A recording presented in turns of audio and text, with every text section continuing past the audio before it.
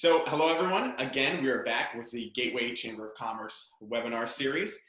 We have Tabre on today from San Francisco, California. We met while I was in Los Angeles this past winter, and he told me a little bit about his story, and I was just amazed at what he's accomplished so far and what he's been doing. So I wanted to have him on to explain that, and if there's any other realtors who are trying to go down his same path. He's already done it, so I wanted to get his story out there. So thank you for joining me today. You're welcome, Eric. Good to be here. Perfect. So how did you get started with what you're doing now? Why real estate? Yeah, so it happened really organically. My mother developed cancer, and I downshifted from what I was doing to go take care of her. And she lived on a ranch, no internet, 4 channels on the TV, so very isolated. And at that time, I got to really think about what I wanted to do for me, what would be really fulfilling from my path in life. And I started working backwards. I essentially reverse engineered what I wanted to do. So I literally took a piece of paper and a pencil, and I wrote down my skills, what I enjoyed doing. Pretty much first and foremost, my why in life is to help other people succeed. I love helping people accomplish the impossible in their mind, no matter what it is. In college, I was a physical therapist assistant. I was a personal trainer, so helping somebody, recover from an injury, run a mile in X amount of minutes, or bench press this amount. It's just helping somebody achieve their goal. I'm a very strong negotiator. I love negotiating. I love the chess game of it in business. I set my own hours really well. I manage my schedule really well. I love architecture. So I wrote all those attributes and skills and values down, and it really just pointed towards real estate. I would have never thought of myself being a quote unquote realtor, but I don't really like that term too much. It sounds like used car salesman to me, but I decided to, give it a shot. And at the same time, I had a lot of friends, a few business professionals who were coming to me for advice on how to negotiate certain leases or purchases as well. And I didn't have my real estate license, so I wasn't able to represent them, but it all went hand in hand and worked out pretty organically. Yeah. So what can you tell me about what you're doing right now? So when people look you up, it says you're a luxury real estate agent. How did you step into that space, and what are you doing right now? Sure. So are you talking about with COVID currently? No, overall, let's stay away from COVID for now. Yeah. Okay. All right. So overall, luxury real estate is pretty broad. In San Francisco, which is where my team is based, we service the Bay Area, but pretty much the whole Bay Area is considered luxury. We assist buyers, sellers, investors. We help out renters or people trying to relocate from other places in the country or other countries as well. Or if you're looking to move from the Bay Area to somewhere else, we also help with that transition. Yeah.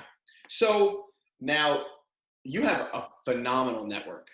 Like the client you were telling me about before, I'm not sure if we can really talk about it, but so how did you take that step from just being your real estate license to now working with the kind of people that you're working with today? Sure. So it really, in all honesty, you've heard it time and time again, but it's just, staying true to your craft, staying in the saddle, just working as hard as you can, as smartly as you can, and having that drive and that end goal in sight. And you got to rehearse that in your mind. You've got to see it in your mind. You have to visualize it. And if you repeat it time and time again, and you hone in on your craft and you just hammer your craft day after day, it will come to fruition. It might be months, years, but you will get there at some point. You just have to be strong as nails and very tenacious, and you will get to that point. With me, like I said, I've always been a very strong negotiator. It's naturally a skill I feel I have, but I also enjoy it greatly. So whatever you enjoy in life, you do better typically because you will do more of it. You excel easier at it, and you're putting more hours in because you enjoy it. So you're typically better at it than perhaps others. And I am a very good negotiator. Myself and my team, we've set sales records across San Francisco on the buy side for helping clients purchase for under the price per square foot that any units in the buildings have sold for. So setting building or neighborhood records. Also, flip side, on the seller side, if you're looking to sell a home, we've closed homes in neighborhoods that have been the highest price per square foot of that area. So word typically gets around in that regard. And I've been fortunate enough to work with some very high-powered, amazing clients, whether it be the founder of WebMD to, as we were talking about earlier, one of the owners of one of the Bay Area athletic sport teams, I'll say. Yeah. They're all great people, and they essentially they want to either save the most money and not leave shell out any more money than they have to, or if you're a seller, you want to not leave any dime on any money on the table. So that's really how I've been structuring my business so far. Yeah, absolutely. And so you are, correct me if I'm wrong, the real estate voice of San Francisco, correct? Correct. So I was chosen to be, I was reached out to by producers in LA regarding a TV show, and they said, we'd love to have you on our show as the voice of San Francisco. And I thought that was an incredible honor, and I love the city to death. It's my favorite city in the entire world. After college, I volunteered all around the world. I worked and traveled through 32 different countries, and San Francisco is my favorite of them all. So it's great to be able to stand behind a city that you just adore so much and want to, help it be the best it can be, to show its attributes, to show people around the world, the different qualities and features and highlights of the city that you call home. Yeah, and certainly your hard work has paid off. That the realtors who are going to listen to this are probably salivating at kind of some of the things that you've done, but it didn't happen overnight, like you said. It's a lot of work, and it's a lot of ability. So, what is something that your past self would be proud to know that you have accomplished? Good question. I think, and with real estate, Eric, it's such an up and down and like all over the place, and it's like the wild, wild west. They're really, it's interesting because you don't need a degree to be a realtor. You have to have a real estate license, but you can get that out of high school. So you have that, but then you also have the situation where there is no ceiling to what you can make. So it's a very unique industry. It's a very unique situation for people to be in, and you're your own boss essentially. You might have a brokerage that you hang your license in, but for the most part, you have to go out and kill what you eat. You have to really hustle and work for what you get. And in that sense, a lot of people, lose their way and lose their path. But as I said, I've always kind of stuck to what I know I can become, what I really am striving to be. And looking back, when I was a younger realtor, I think I would have been most proud of me now being a top-ranked real estate agent, working with incredible clients that I am, and being the voice of San Francisco on the TV show. Yeah, absolutely. So in the beginning, we talked a little bit about how you said, that you're a realtor and you don't necessarily like that term. And I think it's because a lot of times occupations that have a low barrier to entry start to get a bad name for themselves. Take like financial advisors as well. Sure. Low barrier to entry, Sure. There's a ton of them. So how do you differentiate yourself other than the hard work and those things? Because, when people are looking at you, they're like, okay, this guy is different. How do you differentiate yourself like that? So that's a great question, and that's a really good point. Is, the low barrier of entry. There's gonna be some people just trying to fake it till you make it. Yeah. A lot of bad reputations or so forth. So there's a lot of great people too, and I really like to I like to try and just pride myself and my team on virtues and values and moral standards that aren't necessarily above the cut, but we just hold ourselves to a very high level of integrity. And I'm fortunate enough to be able to say that with my why in life as being, I love helping people succeed. It really it gets me going. It pumps my blood. Like if I have a client who's thrilled about being able to purchase a home for, hundreds of thousands of dollars less or $1 million less in some situations than they thought they could, and their eyes light up and they get a huge smile on their face. Yeah. Or a client, I've had clients cry on my shoulder because they're just so ecstatic. There's nothing better in life in my eyes. So on that note, that really easily translates into having high integrity, having, the best moral standards and the best, fiduciary to your clients. And to answer your question, one way we do it is my logo, my slogan on all my team's emails. It says the Hess team. It shows our logo, but then also shows below it, on the footnote, it says elevating experiences and exceeding expectations. So we have that to hold ourselves to as well. So if we're falling short, I'm sure a client would bring it to our attention, because we're openly saying and showing on all the marketing we do that we don't do that. That we not only hit the bar, but we rise above. So yeah, absolutely. And so, could you tell me about one of those times that you changed somebody's life? Could you tell us a story? Yeah. So really good. A feel-good story from a few months ago. Clients I'd been working with on and off for 3 years. They had their green card here, and they were thinking about buying, not sure. They didn't have any children yet, from Japan, wonderful couple. And I kept keeping in touch with them. And at one point, they sent me a very happy, all capital email saying, we have our citizenship now, and we're ecstatic, we're enthused, and we're thinking about having a baby, a firstborn. So we'd love to, really accelerate this home search process and buy a home. Yeah.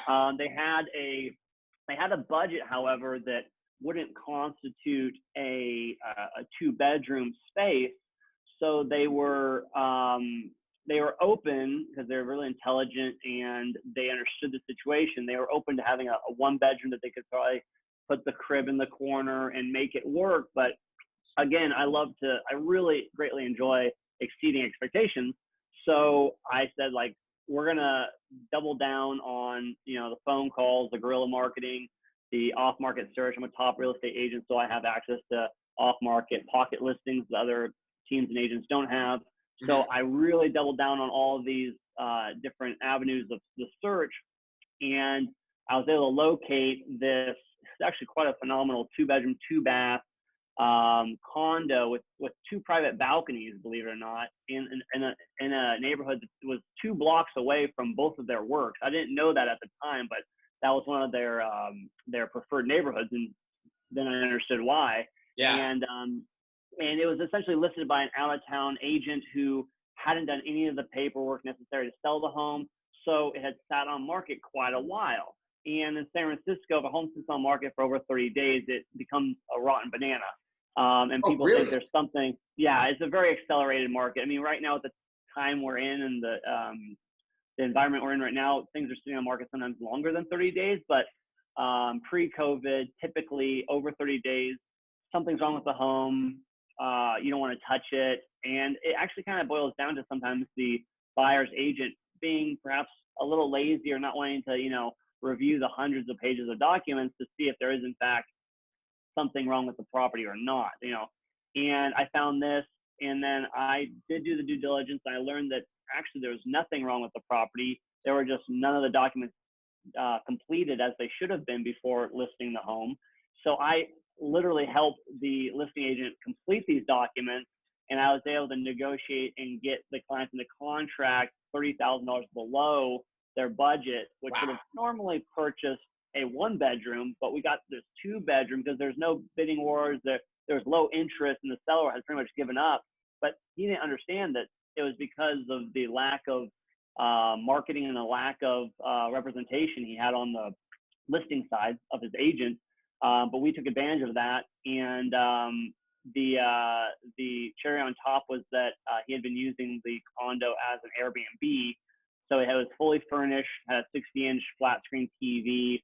You know, it was all the bells and whistles, and I negotiated to have all the items with the home, including the TV and all the furniture, stay with the home upon sale. So my clients didn't have to move in any furniture or anything like that, which was great because they didn't have too much to begin with. So that's a story for you. That's a story. Wow. I want to switch gears a little bit because when I was doing some research about you, I was finding these videos under the American Dream kind of series and things like that. And you were in this speakeasy, and you were kind of giving a tour. One, I never knew what it meant to Shanghai somebody, and that sent me down a rabbit hole that I thought was super interesting. But I found that not too many real estate agents are doing video marketing the way that you're doing it. How did you come up with that idea, and how is it working for you overall?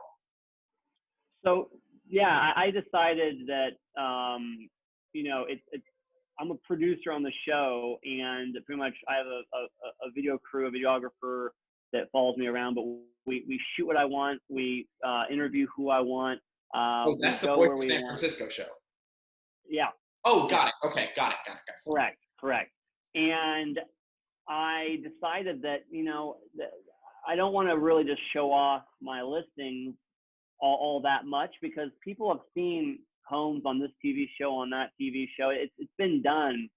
So, and that's coupled with the fact that I don't live in a boring town or a boring city or something that doesn't have any historical attributes or stories or things that are very interesting. So I decided to really gear my segment towards more of the history, the unlearned past, whatever you may call it, just really interesting parts of living in San Francisco and what the city has to offer. Like one of my segments I did at the Palace of Fine Arts, I told about the history, the current use of the buildings and the architecture, and gave a tour around the whole complex. I ended that segment with feeding a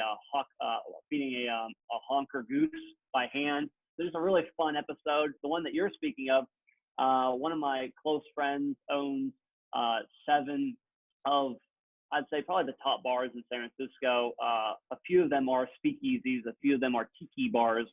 And the history of the episode you're speaking of, what was just fascinating to me, it's one speakeasy, but within its walls and behind walls and trap doors are 5 secret speakeasies. Yeah. So I gave a tour through all 5 of those speakeasies, telling about the history of the Shanghai principle, and other really fun jewels of information as well. So. Yeah, and I thought that was great. Not only because it was super interesting, but you're also highlighting someone else's business, helping them succeed. Right. And so one last question before we talk about how people can contact you. What is a setback that you had to overcome in your career that you came out stronger on the other side? So honestly, I can't just nail it down to one. I would, and this will go out to all the realtors, and they'll all nod their head and understand exactly what I'm talking about. You have setbacks every day. You have some bigger, smaller, some deals you might have been working on for months, literally put in over 40, 50 hours on, just fall apart and just evaporate. And it's hard. It's very hard on yourself. And you have to just pick yourself back up and get back in the saddle as quickly as possible and just put yourself back towards working on your craft, because it's a numbers game at the end of the day. The more time and energy you put towards this craft, real estate, the more you'll reap from it. And at the same time, you keep, there's been many downs, many, tough parts of this career I've had so far, but you just see the light at the end of the tunnel. And once you're picking yourself back up, you will get that email from that client saying, "Hey, Tabre, we just got married. We're looking for a home. Hey, Tabre, you know what? We're going to move to Michigan, or we're going to move to New York. Let's sell this home." And it'll pick you right back up. So you have to always just try and keep that mindset, Eric, as best you can, to always be in that winner's mindset. Yeah. So that you don't fall apart and just lose what could be. So. Yeah, absolutely. And I think you've dropped some great advice, and that was great to top it all off. So if anybody needs to contact you, not only for listings, but also to learn about the history of San Francisco, all the cool little spots, how do they reach out to you? Sure, I'd be happy to share. I love the city. They can reach me at my email address, tabre@hesteamhomes.com. They can find me on Instagram, hesteamhomes, or ztabrehest. They can find me on Facebook as well. My website is hesteamhomes.com. Mm-hmm. And then are the American Dream episodes just on Vimeo, or are they on YouTube as well? They actually show on Hulu, Amazon Fire, Apple TV. I believe they're going out on CBS now as well, but you can go to AmericanDream.com, I believe. It might be net, but if you search the American Dream TV show, it'll come up. Okay, great. And then people can see more. Thank you so much for joining me. Absolutely.